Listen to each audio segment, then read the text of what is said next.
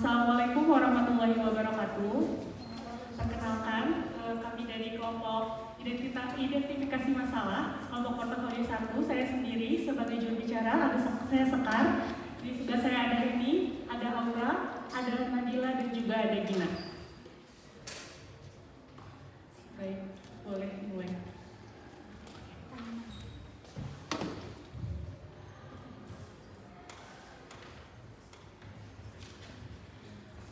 Fakta menunjukkan bahwa Indonesia adalah negara dengan jumlah populasi LGBT terbesar kelima di dunia setelah India, Cina, Amerika, dan juga Eropa. Di mana dari 270 juta populasi Indonesia, 3% diantaranya atau sekitar 8,1 juta masyarakat Indonesia adalah pelaku LGBT. Jawa Barat sendiri adalah provinsi terbesar pertama di Indonesia dengan populasi LGBT-nya, yaitu sekitar 302.000 masyarakat. Menurut data Kemenkes, pelaku gay sendiri di Indonesia itu lebih dari 1 juta jiwa, di mana 5% diantaranya adalah pengidap HIV. Pelaku gay di sini bisa melakukan hubungan seksual dengan rekan gaynya kepada 500 sampai 1.000 orang per tahunnya. Urgensi masalah dari penelitian ini yang pertama adalah memahami kompleksitas sosial dan budaya, di mana dengan pemahaman ini kami bisa membuat solusi yang tetap memikirkan hak dari pelaku LGBT, karena dari hasil wawancara pelaku LGBT berbicara bahwa mereka itu tidak ingin dianggap istimewa, tetapi tolong jangan anggap mereka sebagai ancaman. Yang kedua ada pengembangan kebijakan yang lebih inklusif, di mana pemerintah seharusnya bisa tegas membuat kebijakan bahwa menolak atau memperbolehkan LGBT ini. Yang ketiga, meningkatkan pelayanan kesehatan seperti psikiater, karena pelaku gay ini rentan sekali terhadap rasa trauma, cemas, maupun depresi. Jadi gimana caranya psikiater itu bisa membantu mereka yang pelaku gay itu kembali ke jalan yang benar. Yang keempat, ada mendorong dialog antar pemangku kepentingan untuk merumuskan kebijakan kepada pemerintah. Yang kelima adalah untuk mengutamakan sisi etika media dan literasi publik dalam bermedia sosial. Solusi yang dapat kami tawarkan, yang pertama adalah peninjauan dan penguatan perundang-undangan oleh pemerintah. Yang kedua adalah mengajukan judicial review kepada pasal-pasal KUHP. Dan yang ketiga ada pendirian pusat kajian di perguruan tinggi, seperti melaksanakan konsultasi ataupun penelitian yang lebih mendalam. Selanjutnya, maka dari itu kelompok kami merumuskan ada 5 rumusan masalah. Yang pertama adalah bagaimana seharusnya penanganan kasus gay di Indonesia sebagai negara yang berlandaskan agama dan hukum. Yang kedua, apakah pemerintah mampu mengeluarkan kebijakan atau undang-undang baru untuk menolak ataupun mengizinkan gay di Indonesia. Yang ketiga, bagaimana tanggapan masyarakat Indonesia mengenai gay, apakah banyak yang pro atau kontra, dan apa alasannya. Yang keempat, apa yang mendasari individu terjun atau masuk ke komunitas gay. Dan yang terakhir adalah bagaimana pelayanan kesehatan seharusnya berlaku untuk para pelaku gay. Terima kasih. Baik, terima kasih kepada juru bicara kelompok 1. Silakan untuk selanjutnya sesi tanya jawab. Oke, terima kasih ya. Dari topik yang Anda angkat tentang Rainbow Underground, komunitas gay Bandung yang tak terlihat. Berarti kalau underground kan bawah tanah, tak terlihat. Tapi di presentasi awalnya di slide pertama tadi Anda menampilkan data dan fakta. Berarti kan sebenarnya tidak terlihat atau terlihat. Datanya ada, terlihat. Berarti sebenarnya pertanyaan yang muncul adalah apakah data yang Anda tampilkan itu semua ataukah ada yang memang masih tersembunyi? Itu satu ya, apakah terlihat atau tidak terlihat sebenarnya. Terus yang kedua adalah masalah tentang urgensi masalahnya, memahami tentang kompleksitas sosial dan budaya. Bagaimana posisi agama di sini, ya, terutama kita agama Islam yang mungkin kalau ada di belakang itu, kalau menyelesaikan saja keyakinan masing-masing, bahwa kita diciptakan berpasang-pasangan laki-laki dan perempuan. Sebenarnya pertanyaan muncul adalah posisi agama itu urgensi mana? Apakah sosial budaya lebih di atas daripada agama? Dua aja dulu ya.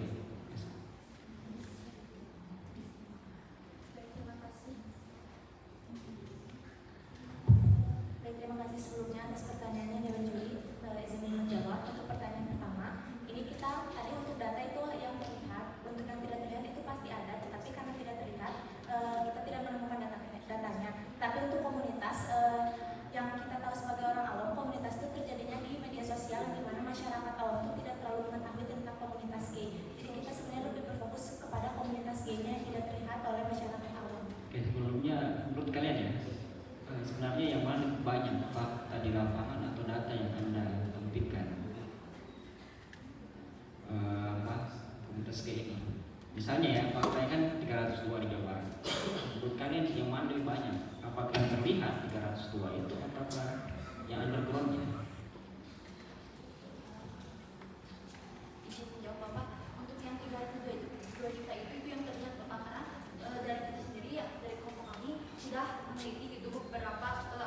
komunitas, bahkan di Kota Bandung salah satunya contoh di Universitas ITB itu ada komunitas LGBT. Ya, menurut saya pertanyaan ini tadi, yang mana menurut kalian yang lebih banyak? Apakah yang situ 302 itu, ataukah yang di lapangan sebenarnya? Yang mana lebih banyak sebenarnya? Yang terlihat atau yang tidak terlihat? Menurut kalian?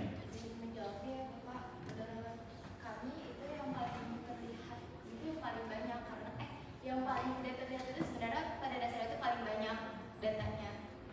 Berarti ini seperti fenomena gunung es ya? Ada gambar yang kecil baru di bawahnya lebih besar sebenarnya. Ya. Pertanyaan kedua tadi, yang kedua tadi, posisi agama di antara sosial budaya, sebenarnya agama di atas atau apa dalam penyelesaian masalah sosial ini? Izin jawab Pak, untuk posisi agama sendiri sebenarnya setara dengan norma di Indonesia karena mau bagaimanapun Indonesia adalah negara yang bernorma dan agama dan tapi kita ingin kebijakan pemerintah itu lebih kuat tentang komunitas gay ini tetapi masih mempertahankan hak asasi manusia dan tiap individu gay ini. Oke, coba buka urusan masalah kedua bentar. Saya penasaran nih.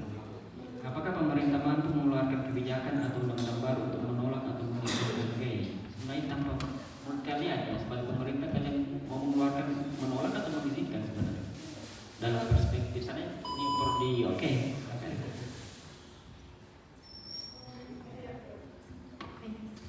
Terima kasih banyak kepada kelompok.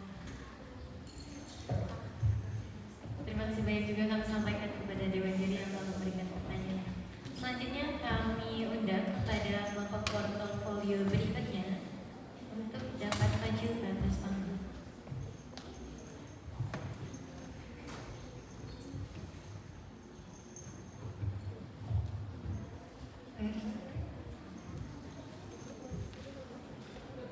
Baik, kami dari kelompok kebijakan publik di sini akan memaparkan sedikitnya secara singkat mengenai kebijakan publik terkait LGBT khususnya orientasi gay yang ada di Indonesia. Dan saya Nazwa Fikri Nurajizah sebagai juru bicara dan rekan saya ada Sakila, Agnia, Isna dan juga Gadis.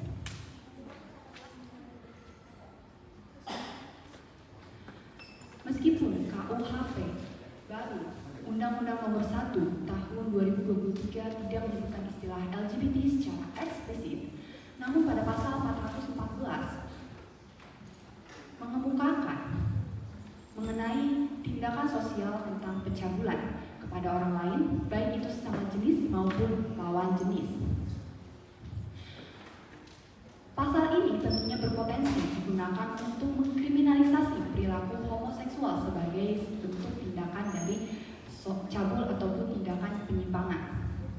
Selain daripada itu, pada tahun 2016, Kementerian Riset Teknologi dan Pendidikan Tinggi mengeluarkan kebijakan yang melarang aktivitas di lingkungan kampus berupa kelompok LGBT maupun aktivitas-aktivitas LGBT lainnya dengan alasan bahwa aktivitas tersebut dianggap sebagai hal yang bertentangan dengan nilai-nilai norma dan juga sosial bangsa. Ini membuktikan bahwa dengan adanya pernyataan tersebut, pihak-pihak Kementerian Riset Teknologi dan Pendidikan Tinggi mengemukakan pelarangan daripada perlindungan. Boleh di slide. Selain daripada itu, beberapa pejabat seperti Menteri Agama mengemukakan bahwa perilaku LGBT ditolak sebagai gaya hidup, namun tetap dijamin hak hidupnya sebagai warga negara. Di lain sisi, militer mengecam keras terhadap segala bentuk tindakan perilaku LGBT. Terbukti pada tahun 2022 terdapat keputusan dari pengadilan militer yang mengungkapkan bahwa 3 anggota TNI-nya melakukan tindakan hubungan sama jenis dan dari pengadilan militer dilakukan pemecatan dalam ketiga-tiganya. Selain daripada itu, parlemen mengemukakan untuk mempertimbangkan kembali undang-undang revisi mengenai UU Penyiaran tahun 2002 terkait penolakan atas seluruh konten-konten LGBT dan juga jurnalisme investigatif. Hal ini pun tentunya memicu beberapa kritik karena dianggap sebagai bentuk yang dapat mengancam kebebasan pers, mengancam kebebasan berekspresi, mengancam kebebasan dalam berpendapat. Hal ini pun didukung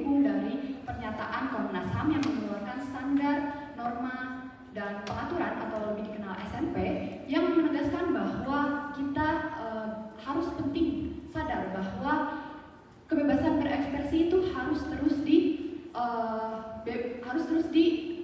tanpa harus dikekang, teman-teman. Lalu hal ini pun menjadi suatu acuan atau suatu landasan perlindungan bagi kelompok-kelompok minoritas seksual untuk berlindung dari hak-hak warga negaranya sebagai hak-hak individu dan masyarakat. Mungkin dari kelompok kami cukup sekian. Assalamualaikum warahmatullahi wabarakatuh. Baik, terima kasih banyak kepada juru bicara. Selanjutnya sesi tanya jawab yang akan ditanyakan oleh Dewan Juri. Oke, ini teman-teman kelompok 2 mengenai kebijakan publik. Tolong teman-teman berikan alasan kebijakan yang sudah teman-teman kemukakan itu alasannya apa? Kenapa teman-teman mengambil ini? Kenapa ini itu penting untuk menjadi landasan kebijakan masalah yang teman-teman pilih? Lalu pertanyaan kedua, dari kebijakan-kebijakan yang teman-teman ada, seperti apa kelebihan atau mungkin kekurangannya? Dan teman-teman di sini itu kebijakan publik itu arahan itu kemana sih gitu? Karena saya masih belum melihat kebijakan yang teman-teman itu apakah berdirinya itu di masalah yang mana? Seperti itu. Coba teman-teman bisa jelaskan. Baik, izin menjawab pertanyaan dari Ibu. Izinkan saya di sini untuk menjawab pertanyaan pertama, yang dimana kami sangat alasan kami untuk mengangkat bahwa kebijakan ini sangat penting dan permasalahannya apa. Hal ini karena kami belum menemukan dan tidak ada peraturan di undang-undang tentang LGBT, karena LGBT selalu berlindung dengan kata-kata hak asasi manusia atau sebagai hak kami. Jadi belum ada undang-undang untuk melindungi kaum LGBT atau penyimpangan.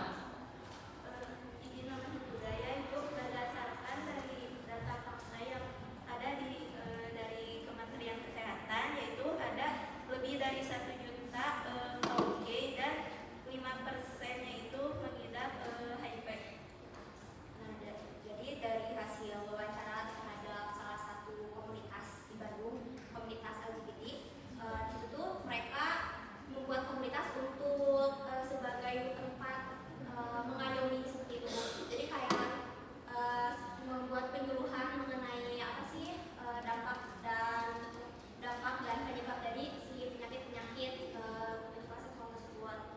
Gue tuh mencontohkan dari yang sudah diucapkan saya. Jadi itu emang dari komunitas itu menyalurkan kayak buat teman-teman yang punya penyakit HIV atau gimana gitu. Nanti teman-teman dari LGBT itu bakal ke daerah tersebut, bakal disosialisasiin kayak penyembuhan bagaimana, terus juga penanganan kayak gimana yang tepatnya.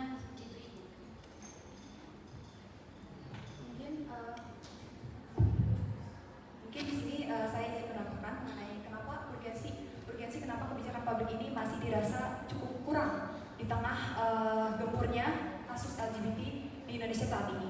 Melihat kasus LGBT ini sudah di tahap normalisasi, karena dari beberapa narasumber kita udah tidak memakai inisial. Narasumber menginginkan bahwasanya mereka diketahui oleh halayak. Kenapa hal itu bisa terjadi? Karena melihat dari pasal-pasal pun seperti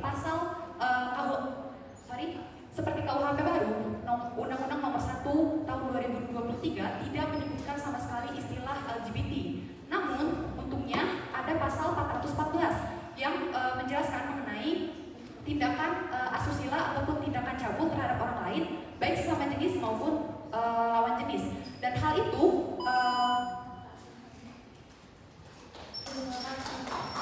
Terima kasih banyak kepada kelompok kebijakan publik yang telah memaparkan hasil presentasinya.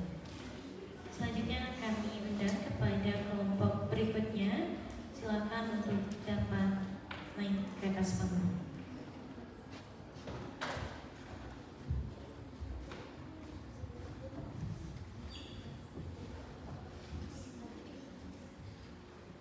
Baik, terima kasih.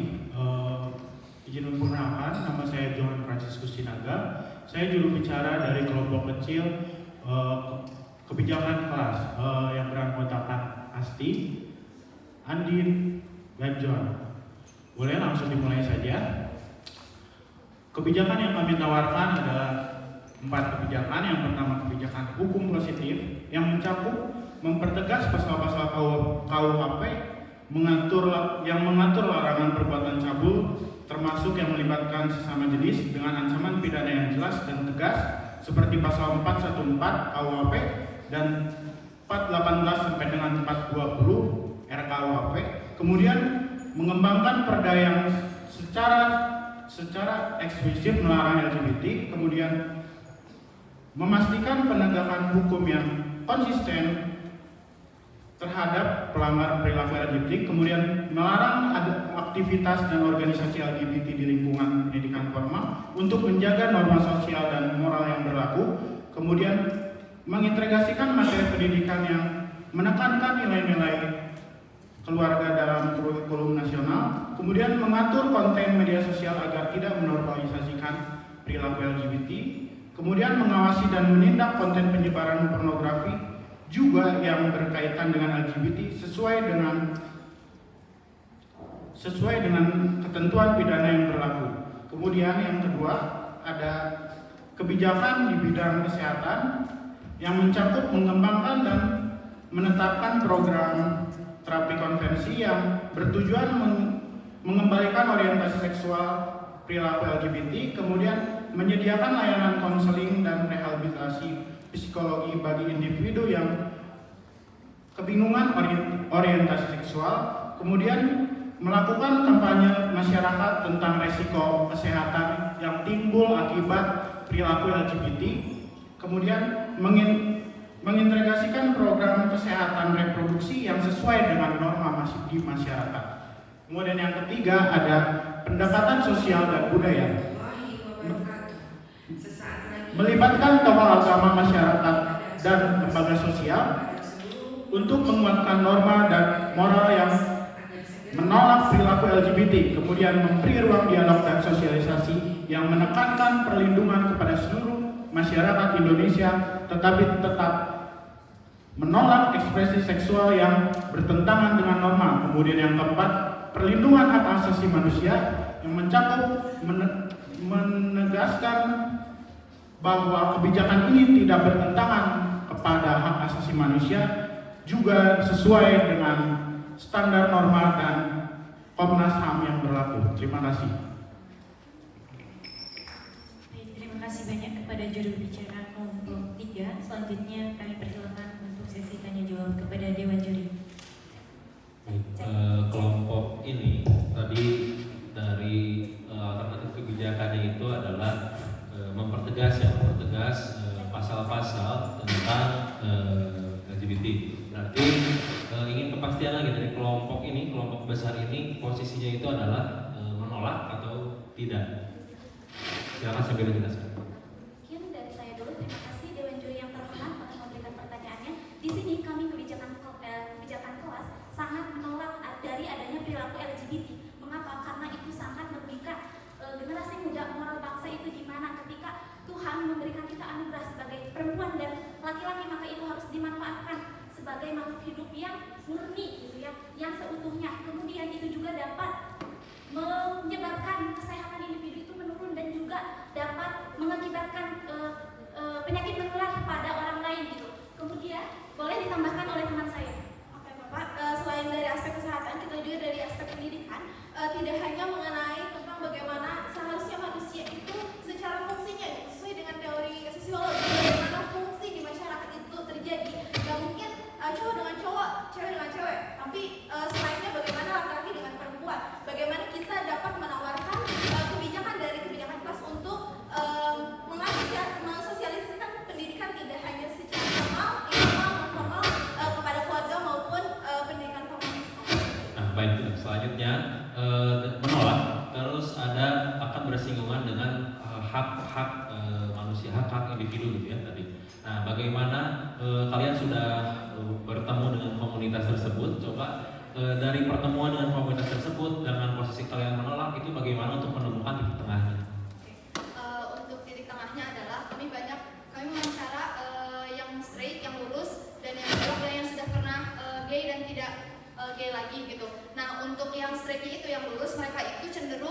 sangat tidak menyukai kehadiran LGBT ini.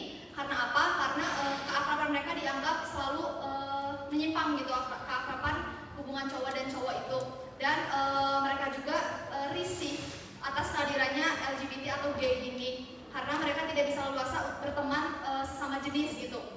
Terus ada juga sampai yang berkonflik gara-gara yang gay ini itu memberikan hadiah kepada orang yang lurus gitu. Jadi mereka berkonflik dan merasa jijik gitu Pak. Bukannya dengan komunitas sesama gay kan maksudnya yang kalian lakukan itu mencari datanya? Baik Bapak, izin menjawab. Jadi kami melakukan wawancara kepada orang yang memang normal, kemudian kepada orang yang agak menyimpang, bukan agak Nah, tapi oke, menyimpang. kalau komunitas itu apa? Kan di judulnya juga ada komunitas. Di sini dari pertama kan ada komunitasnya. Ada komunitas. Jadi kita mewawancarai orang yang ada di komunitas atau grup LGBT Pak. Baik, terima kasih banyak. Waktu yang sudah habis.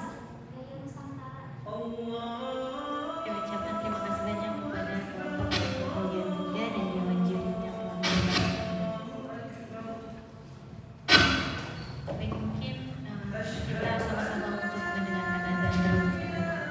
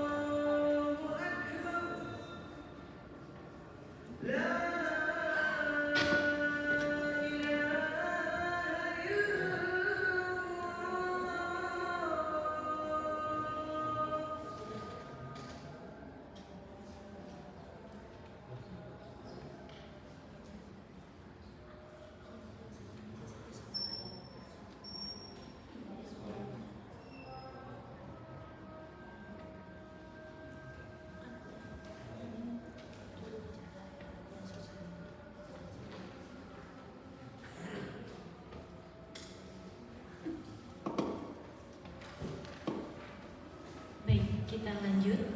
Untuk selanjutnya kelompok terakhir dari Sosiologi 1 kami persilakan untuk maju ke depan.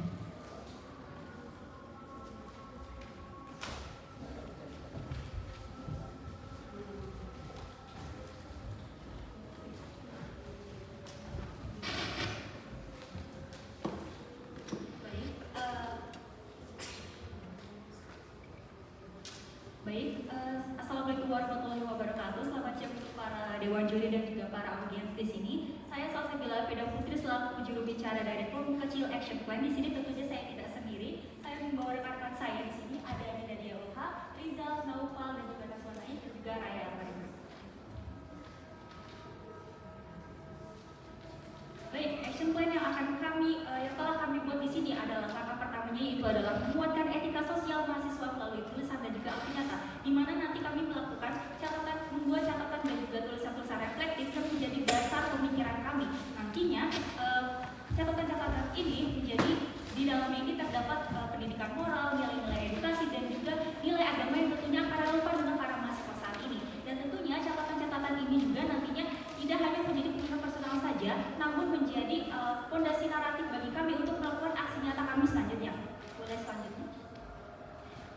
Selanjutnya ada kampanye edukasi visual, di mana nanti kami akan membuat poster dan juga video yang berisikan tentang isu LGBT dan juga dinamika sosial.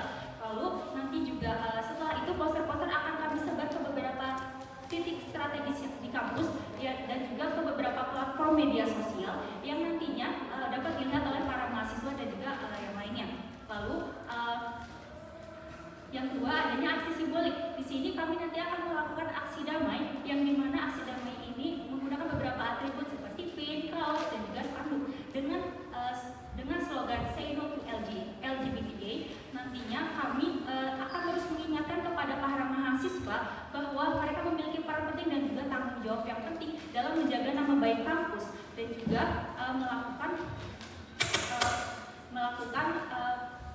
mengingatkan para mahasiswa bahwa mereka memiliki peran penting dalam menjaga nama baik kampus. Lalu adanya dialog interpersonal mahasiswa, yang dimana nantinya juga kita di sini akan membuka ruang interaksi atau ruang diskusi terbuka di kalangan mahasiswa di ruang-ruang seperti di ruang kelas, organisasi, dan juga di komunitas. Nantinya di ruang diskusi ini bukan tempat untuk ajang perdebatan, namun ruang diskusi ini nanti akan menjadi tempat untuk pertukaran pikiran dan juga pertukaran pendapat antara para mahasiswa, yang dimana kami juga percaya bahwa perubahan sosial ini bisa terjadi lewat interaksi-interaksi kecil antara para mahasiswa. Dan yang terakhir, ada kolaborasi organisasi kampus. Dalam kampanye yang akan kami lakukan ini, nantinya kami juga ingin berkolaborasi dengan organisasi kampus seperti komunitas dakwah, lalu ada BEM dan juga himpunan mahasiswa. Nantinya dalam kolaborasi ini dapat menghasilkan suatu konten-konten edukatif, baik itu secara digital maupun secara langsung. Nantinya juga akan mendapatkan hasil-hasil diskusi dari pemikiran beberapa mahasiswa tentang isu yang kami kaji ini, yaitu tentang LGBTQIA. Lalu kami juga percaya bahwa kampanye yang akan kami lakukan ini akan berjalan dengan kuat dan juga terus berjalan jika dilakukan secara bersama-sama, dan juga nantinya dilakukan secara bersama-sama dengan menghasilkan pesan-pesan yang edukatif dan juga pesan-pesan yang religius. Boleh selanjutnya. Baik, di sini terlihat ada salah satu media yang kami gunakan, yaitu poster, di mana kami juga menggunakan tagline. Di situ adalah Say No to LGBT dengan menampilkan beberapa elemen yang menandakan bahwa kami ini menolak anti-LGBT. Sekian dari kita. Terima kasih. Baik, terima kasih banyak kepada Dewan Juri. Selanjutnya ya, sesi tanya jawab kami persilakan kepada Dewan Juri. Oke, terima kasih ya. Saya sudah melihat ternyata dua poster ya. Pertanyaan pertama, apakah poster ini sudah disosialisasikan? Untuk poster sendiri belum Bapak, tapi akan kami realisasikan itu after dari kami mempresentasikan apa yang kami paparkan dan apa yang kami dapatkan, karena kami menunggu dari hasilnya dulu seperti apa, lalu baru disebarkan gitu. Disebarkannya itu melalui yang pertama. Izin menjawab Bapak, karena kebetulan di salah satu action plan kami itu mengaitkan dengan video konten maupun infografis yang mana akan disebarkan melalui media sosial dan juga secara langsung, maka kami itu memiliki harapan kami sebetulnya ini yang dapat direalisasikan itu pertama disebarkan melalui media sosial organisasi kemahasiswaan kampus seperti yang kami miliki itu mungkin himpunan mahasiswa pendidikan sosiologi, lalu bisa juga secara langsung kami meletakkan poster-poster ini di titik-titik strategis. Mengapa secara langsung di kampus juga itu juga menjadi salah satu penguatnya untuk pesan ini dan juga mendorong budaya di lingkungan kampus agar lebih aware terhadap hal seperti ini gitu yang kami rasa kurang dirasakan. Atribut simbolik, pin, kaos, spanduk, apakah ini akan terrealisasi dengan baik? Ini yang baik, izin menjawab Bapak, dikarenakan kami memiliki 5 action plan ya Bapak, yang kami rasa itu dapat kami realisasikan secepat mungkin itu terdapat 4 dari 5 action plan tersebut.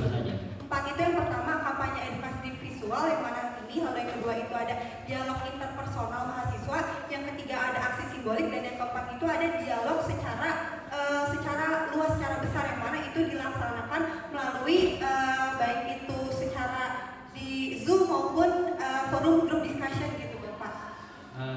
Tadi ada tentang video dan poster, videonya ada? negara. Setelah ini ya. Baik. Terus yang kedua, apakah Anda yakin akan merealisasikan action plan ini? Karena jangan sampai selesai hari ini keluar nilai tidak dilaksanakan. Karena ucapan adalah janji ya. Kapan? Sangat yakin Pak, karena dari awal juga kami sudah berkomitmen ya dalam melakukan penelitian ini bukan hanya tentang nilai, tapi kami ingin mengetahui bahwa apakah mahasiswa memang sudah aware, apakah memang sudah melupakan apakah LGBT itu soalnya kan sekarang banyak yang di sosial media yang yang banyak mewajarkan. Jadi kami itu ingin mahasiswa itu kembali mengingat, kembali menyadari bahwa LGBT itu adalah penyimpangan, bukan hal yang untuk diwajarkan, begitu Pak. Jadi pasti akan kami lakukan karena kenapa pasti? Kenapa kita percaya diri? Karena dari awal juga kita akan melangkahnya itu dari yang pertama dulu, yang terdekat, yaitu lingkungan kampus. Anda yakin? Yakin Bapak? Oke, kalau begitu ya silakan ya. Dalam artian saya cuma bisa memberikan rekomendasi kepada dosen pengampu, Prof. Dasim, Ibu Siti Kumara dan Ibu Isrina misalnya ya. Jadi tahan dulu nilainya sebelum dan saya tunggu ya sebelum action, dan saya tunggu dari Ibu Isrina misalnya ya. Kirim link hasil sosialisasi secara visual. Saya kira cukup dari kami. Kalau memang ada videonya silakan sebagai penutup untuk seluruh kelompok hari ini. Boleh untuk Bapak Ibu dosen dan juga teman-teman yang menonton boleh disaksikan dengan seksama ya teman-teman.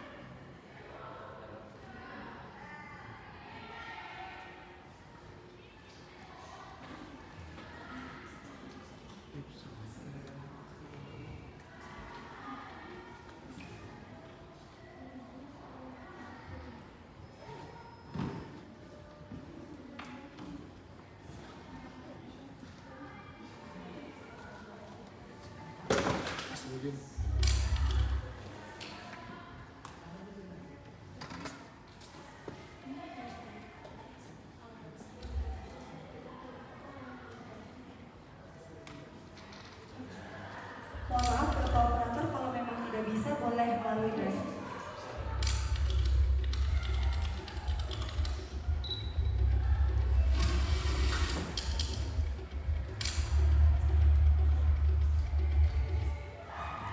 Johan, mahasiswa berusia 20 tahun yang seperti remaja pada umumnya memiliki pacar.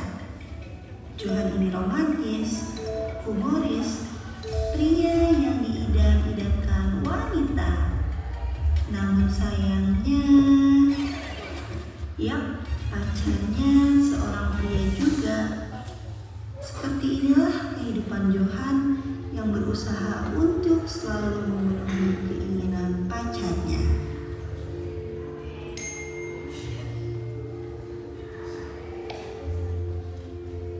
Hai sayang, kamu lagi apa? Aku kangen banget nih.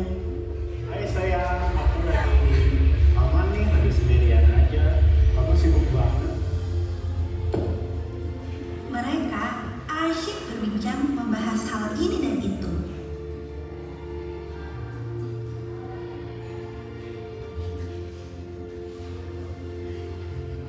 Setelah menutup telepon, Naufal masih larut dalam euforia serunya obrolan tadi. Tanpa sadar, ia jadi senyum-senyum sendiri. Kamu kenapa senyum sendiri? Aku habis teleponan bareng pacar aku. Oh, pacar kamu yang Johan itu ya? Iya. Kok kayaknya seru, ada kenalan lagi nggak cowok? Aku ada temen cowok yang maco, ada kenalan. Kayaknya seru, boleh dong kenalin.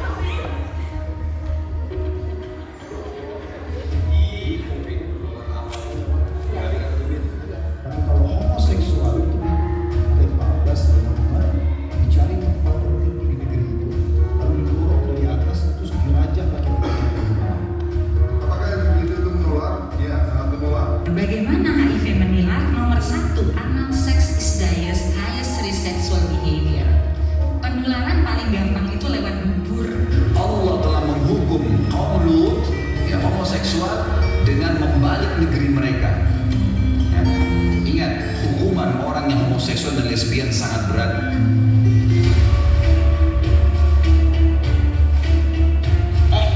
Maksud kamu apa? Maksud kamu apa? Kenapa kamu mau jebak saya? Hah? Kamu mau jebak saya? Kita di mana, Bapak? Kalian bertiga di sini. Kalian bisa di sini. Penyimpangan ini tidak bisa diterima di masyarakat Indonesia.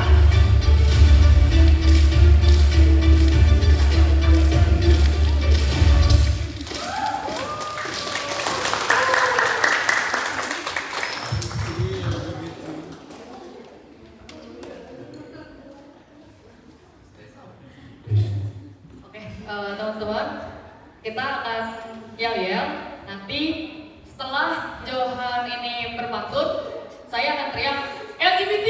Nanti kalian berdiri, terus sambil kayak gini.